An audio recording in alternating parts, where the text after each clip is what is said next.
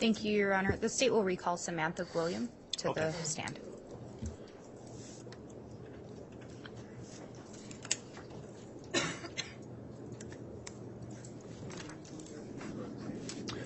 She can just take the stand without being resworn. Thank you.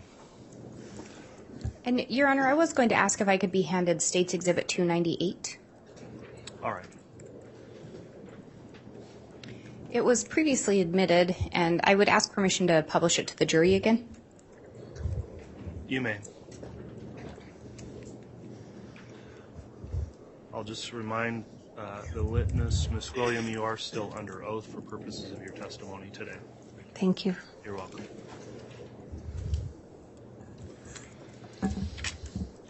Ms. Gwilliam, yesterday we were talking about your sister Tammy, and this is in fact a photo of Tammy, correct? Yes, it is. And I just want to remind the jury, you and Tammy are the only two girls in your family. Correct. And prior to her moving to Idaho, you two lived very close. Yes. And you saw each other daily. Every day. We talked a little bit about what Tammy was doing right before she moved up to Idaho as far as employment. Do you know when she moved to Idaho, if she was employed? They moved at the end of the school year, so it was like June, right after school got out. Did she end up finding employment later? They did that next school year. She found employment at another school. So she continued to work in the school system? Yes, she loved working with students. Do you know, did she also continue to work with computers? Yes. In fact, she helped one of the schools she was at get a whole new computer lab because they didn't have the equipment that they needed. And, it was a big deal, so.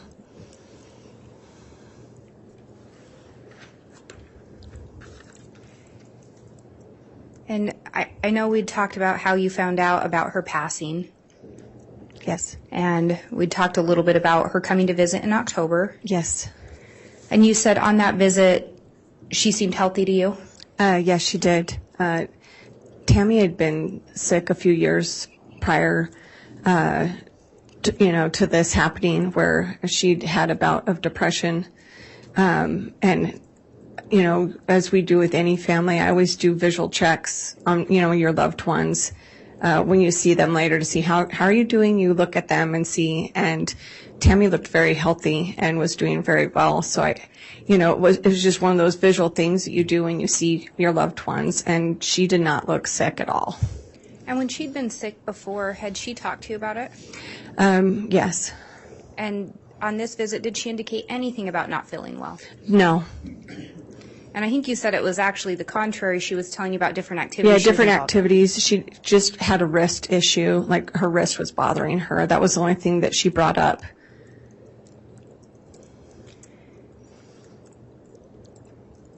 And you found out the morning of her death. Yes. And was that October 19th of 2019? Yes, it was. When was her funeral? It was the following Tuesday. It was really quick. And did that seem odd to you, how quick the funeral was? Yes, it did. Did you have any discussions with Chad about that? Yes, I asked him on a phone call of why we were, doing things so quickly, and he told me that he thought that's what Tammy would have wanted, was to not have all the fuss. I also asked him why he was burying her in Springville instead of Rexburg, because their kids are in Rexburg. He is in Rexburg. And it's his spouse. I'm a sister. We're close. I like having her down there with me, but I'm not her, her husband or their mom. And he said that he thought that it would be better if she was down there because it was cold in Rexburg and under ice and snow all year, and they wouldn't get to visit her as much. Were some family members unable to attend because the funeral was so quick? Yes. Several of his side of the family and some other of our family were unable to come because they were out of state or out of the country. Did that include a son of Chad and Tammy's? Yes, their son was on a mission in Africa.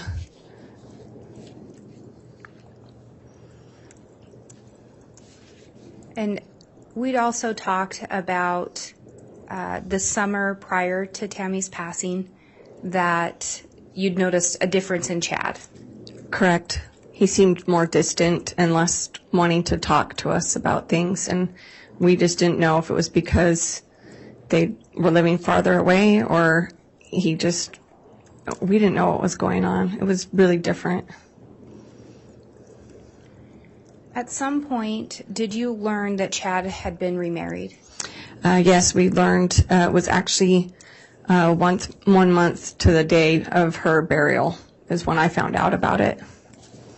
Did you later learn when he had actually gotten married? Yeah, because I told my husband to find out, because Chad was still speaking, he was talking to my husband at that point, and I said, you find out when he actually got married, because I feel like that's very quick, even for somebody who's grieving. And like, you don't get married 4 weeks after you just buried your wife of almost 30 years. You just don't do that.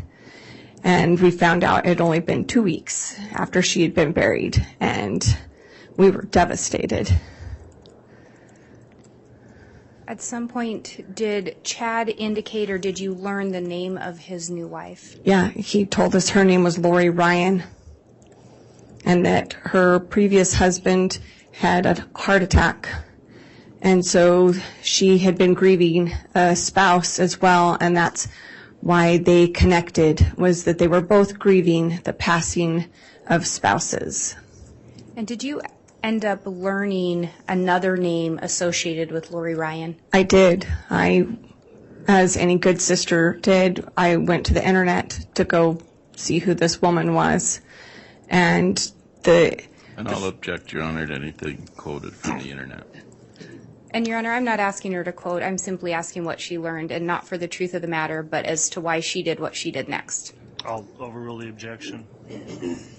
I discovered her name was tied to Vallow, and it brought up newspaper articles about a man in Arizona who had been shot in his own home by a brother-in-law.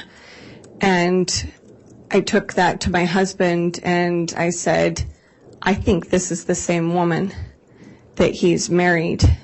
He did not die from a heart attack. And based on that, did you end up having a conversation with Chad at some point? We've had multiple conversations with Chad. Eventually, the last conversation that I've ever had with Chad was in December, was when we asked him to stop lying about what was going on, because there was just so much information that had come to us from the police as well. And it was based on the information you'd learned from your search of the internet and that the police had told you that led you to believe he was lying? Yes, because I had seen, as I looked up Lori Vallow's name at that point, I had seen that they had listed, I'd actually seen an obituary for Charles where Kay Woodcock had commented that we will take good care of JJ, and I didn't know who JJ was. There was mention of another daughter, but it didn't say her name, and I thought there's kids involved, and I didn't know anything about who they were, so... I'm just going to renew my objection. I don't know where we're getting this information from. Well, I will sustain that. It seems to be coming probably from a hearsay source at this point, Ms. Blake. After learning that information, did you ask Chad about whether or not Lori had children? Yes, I did. I asked him in a phone call. I said, so please tell me about this woman that you've married to replace my sister with. And he told me that she had had a hard life, and that the reason why they hadn't told me her name was because she was trying to, stay away from the stigma of what had happened to her. And I said, well, so please help me understand. So now that you've married her, are there children? Because I had seen the other information, and I said, are you going to be raising kids together? Mark will be coming home from his mission. And he told me no, that there's no children, and that they were going to be empty nesters.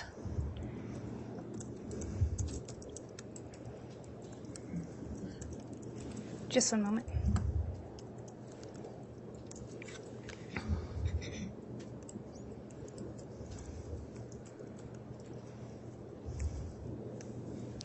I don't have any additional questions at this time, Your Honor. All right, thank you, Ms. Blake.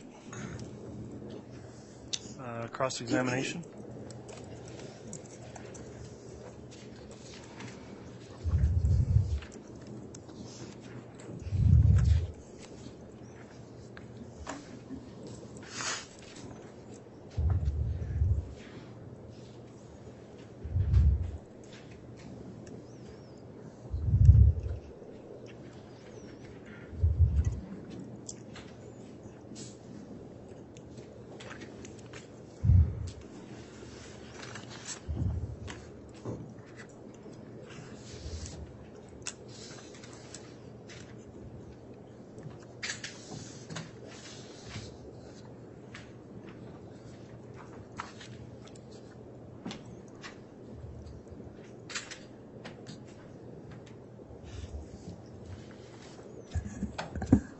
If the witness could be handed Defendant's Exhibit C.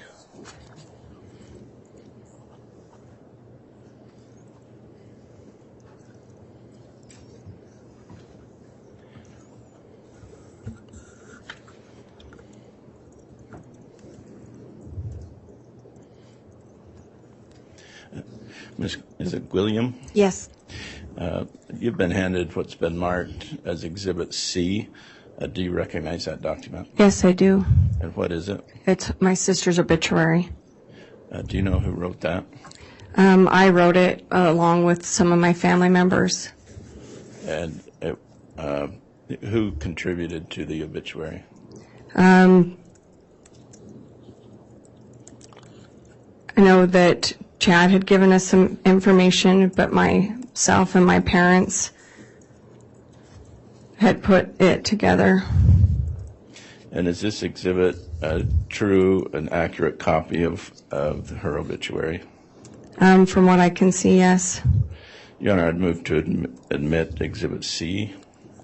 Any objection? No objection, Your Honor. Very well. Exhibit Defense C is admitted. So this obituary is, I'm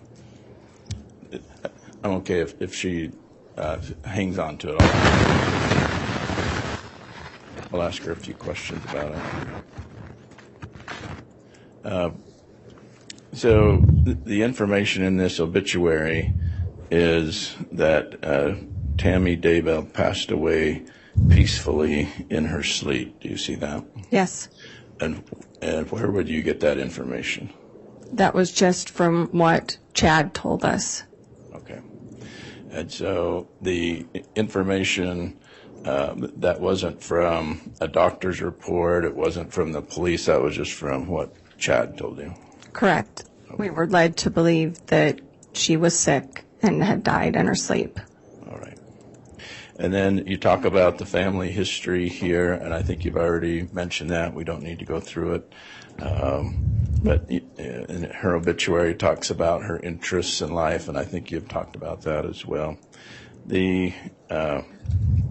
Tell me about this book publishing company that Chad and Tammy were involved with. Yes, they had started a company together, Spring Creek Books.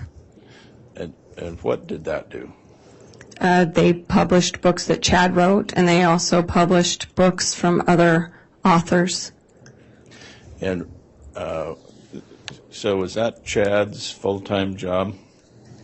Sometimes, yes, but he was mostly on the side. He also, during some of the time, would work at the cemetery during part of this time that they had the company.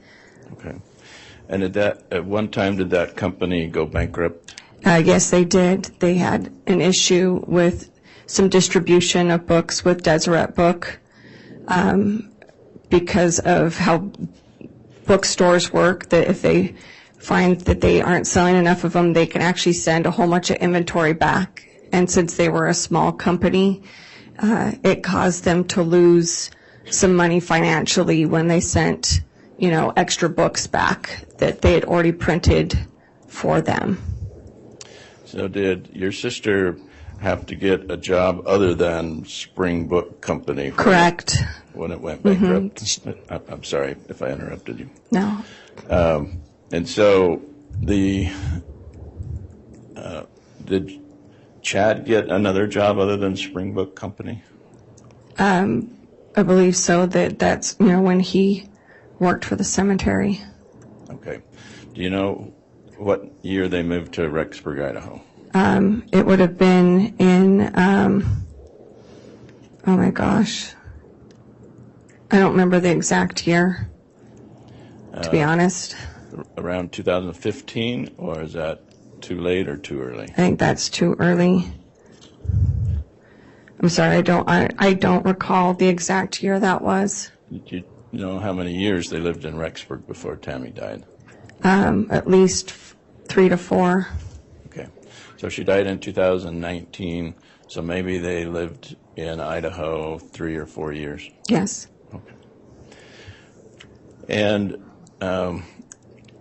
so you felt like when Chad and Tammy lived in Utah, that you were close to them and saw them frequently. Correct. And when they moved to Idaho, that it became harder to stay in touch. Correct. Did Chad talk to you about his near-death experiences? Yes, he did. Did he write books about those? Yes, he did.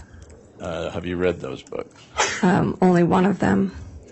How would you describe his books? Very spiritual in nature. Were they well received? Did he make money off of them? He did make some money off of them, yes. I don't know the exact amount. And so, when did you first hear Chad talk about his near-death experiences? I actually don't recall a time for when that happened. Was it something before his book was published? I believe he probably brought it up in conversation. Okay. We hold a lot of that stuff to be, personal. So when people talk about their spiritual experiences, I don't write that down. But yet Chad was not keeping his experiences personal. He was writing books and going to conferences. Correct. So he was trying to make money off of his, what he'd call a spiritual experience. That's a complicated answer. Yeah. So you wouldn't do that. You wouldn't write down your spiritual experiences and try to make money off it. But that's what Chad Daybell did. That's neither a yes or no question for me. Okay. And so these conferences that Chad Daybell would go to speak at, would you go to those? No, I did not. What were some of those conferences called, do you know? I know some of them were called Preparing a People. And he would go and try to sell his books there. Yes. And he would go and talk to others about his spiritual experiences. I believe so. And you would talk to Chad and your sister about what he was doing. Sometimes, but it didn't always come up in conversations. Was your sister going to these conferences with him, or was he going alone? No, he went alone mostly. Tammy didn't travel with him to those because she was working and raising children.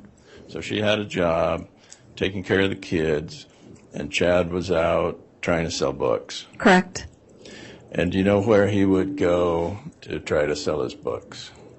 I didn't track him. Would Tammy or Chad tell you? That he just had conferences all over the place. He's been to Idaho, Utah, Arizona. I don't know what other states he went to. Okay. But those are the three that you remember. I do remember those. Right. And did your sister help publish these books? Yes, she did. And so that was after the Spring Book Company went bankrupt, they tried to make it go again?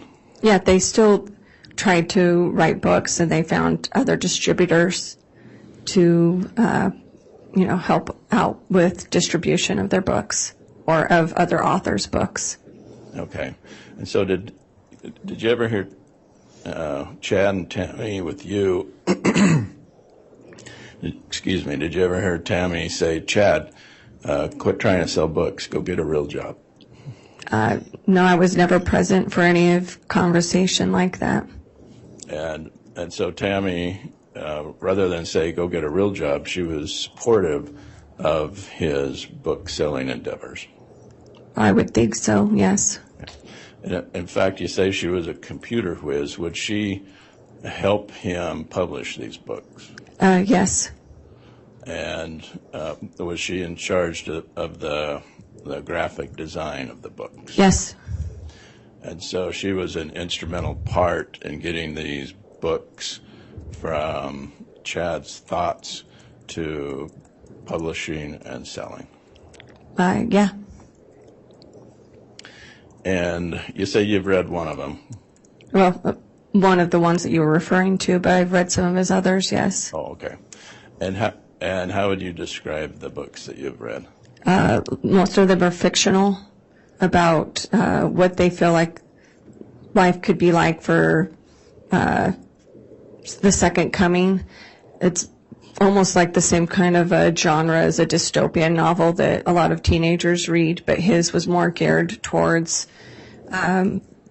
religious aspects, but it was all fiction. Okay. And would he advertise his books as fiction? I would believe so. As far as some of them not. It just depends on which book. He wrote several. Were you aware that one time he said, "Everything that I've read is true," or "Everything that I've written is true"? I don't know about that statement. Okay. He never said that to you? Personally, I don't recall him ever saying that. Okay. Now these books are the content of them. It wasn't something that you were enamored with. I'm an avid reader, and so I read lots of different things. I would read some to support him, but I also teach school, and I don't have time to always read all the things that get published and put out there. Yeah. Did your sister Tammy, did she believe what Chad was writing was true? I don't know. Did she tell you that it was fiction? It's really just made up stuff. Well, a lot of it was based on what he probably felt would happen in the future, but it was still a fictional story with. Okay. These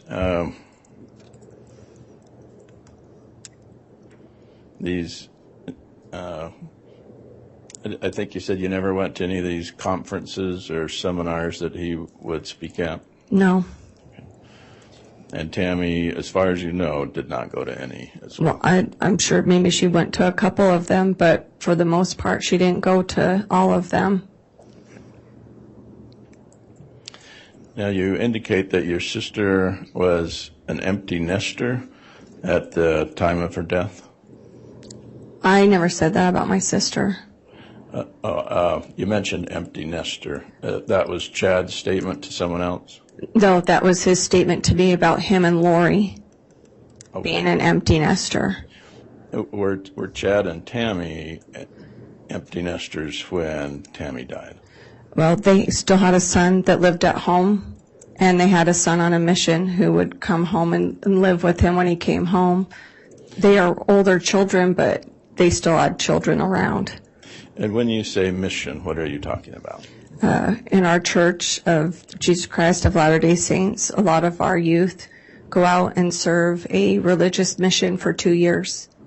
And Mark was on one to Africa. And so Chad and Tammy didn't have any minor children at the time of her passing? No. Okay. So all of her children were adults? We're adults, yes. When you talked about Chad being part of a cemetery crew, what is a sexton? What does that mean? They oversee everything that happens at a cemetery. the burials of everybody's loved ones. They make sure that the mortuaries and the vault companies, they make sure that the hole is dug and they put in the vault, and they maintain the space so that it's, the lawn is taken care of, and, all the general upkeep that goes with making something stay nice. And how long did Chad do that? I don't remember the exact years, but he was there for quite some time. Did he do that in high school? Did he start out doing that? Yeah, he did. He started out as a teenager that he worked there with his siblings. It was a summer job. And then as an adult later, he was still interested in that. Correct. Because it was something he knew how to do, and it paid well. Okay. Do you know if he took a job as a cemetery sexton in Idaho? No. Do you know why? Do I know why what? Do you know why he would not be looking for a job other than writing books? I don't. Now, these visits that you had with your sister that you've talked about, were those in the summer of 2019 before she died? Which visits are you referring to? June or July of 2019, a visit when your sister came and something was off with Chad. Yeah, that happened in June. They came and stayed with us. June of 2019? Yes, they had come down from Idaho to celebrate Chad's mom's birthday. His parents live in our same town, and they stayed with us for part of that visit. And then, was there another visit just a month later in July? Yes, in July, but we didn't know they were in town. They had not written a book, but they had published a book for another author, that there was a movie premiere tied to that book, but I hadn't heard about it. It was for The Fighting Preacher, and they happened to be in town for that, and they just showed up at our door to give me my birthday present. And that was when Chad would not come in to visit with you? Correct. He sat in his car. And that was unusual? It was very unusual.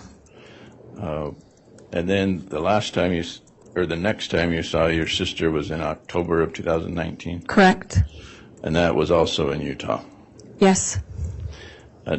And Tammy looked healthy and fine? Yes, she did. Did she ever say to you, my husband has had a vision that I'm going to die? No, she never mentioned that to me at all.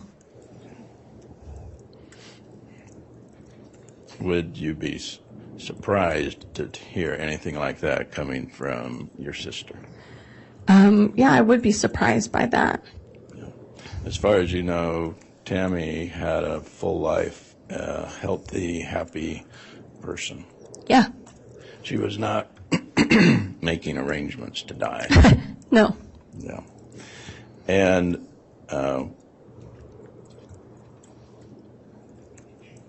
so when Chad told you she was coughing and died, did you suspect something off?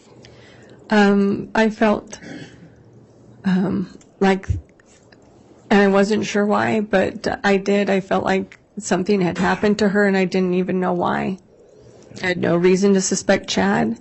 I had no reason to suspect anything, but I do feel, as a spiritual person myself, that my sister was telling me that something had happened to her. Did your sister tell you about being shot at? Yes, they told us that some kid was pranking with a paintball gun, because that's what they were told. And so your visit with your sister Tammy was after the paintball shooting? No, it was before the paintball shooting that happened after. Ms. Williams, could you please make sure to wait until Mr. Oh, Archibald? okay, thank you. Okay, Ms. Williams. Sorry. When anyone's talking, please, I know it's difficult and stressful, but please wait until the question's completed. It just helps our court reporter to keep the record. All right, thank you. Sorry. No, sorry about that.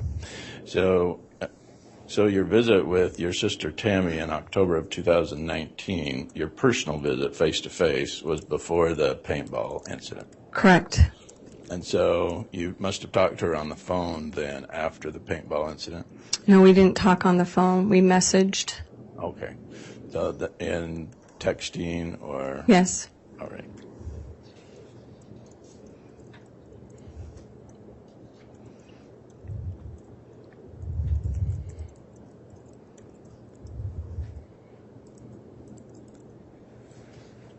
So after Chad remarried, did you meet his new wife? No.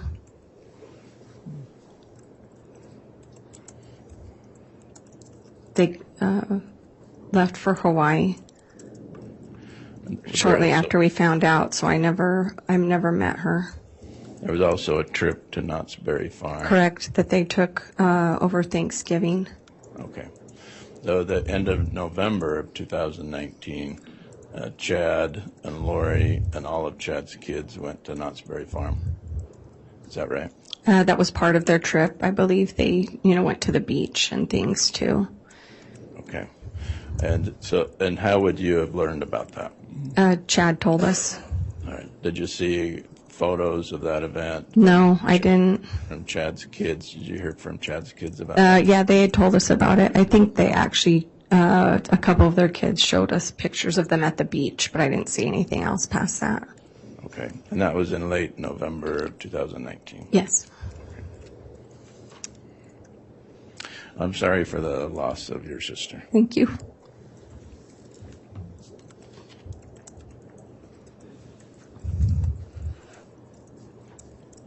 Ms. Blake, redirect.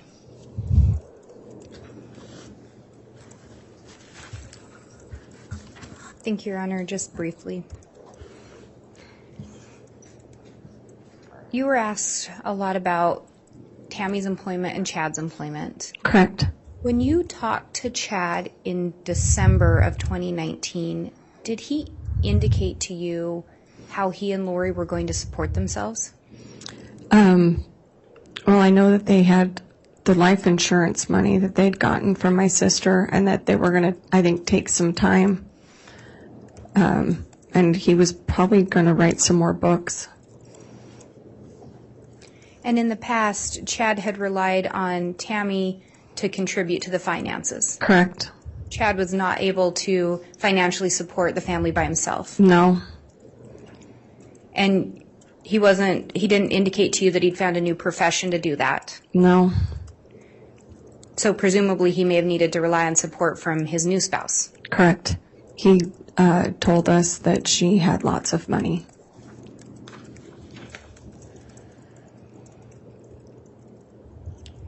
You were asked if you ever met Lori. Did Chad ever come around your family after he was remarried? No. In fact, he wouldn't even tell my parents he had gotten remarried. He made his daughter call my mom.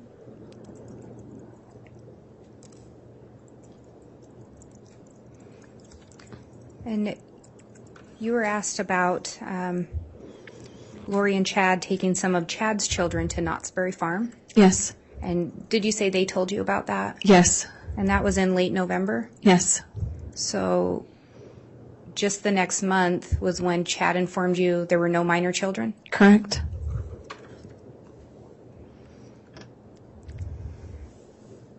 You were also asked about, in the obituary, how you got the information that she'd passed away peacefully in her sleep, and that came from Chad. Correct.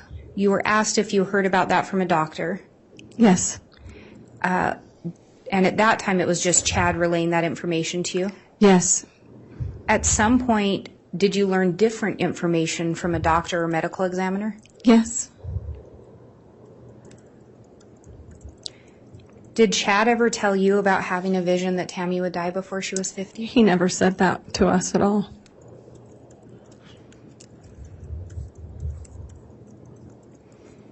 And Chad and Tammy had 5 children together? Correct. Are all 5 of those children still alive? Yes. I have no further questions. All right. Thank you, Ms. Blake.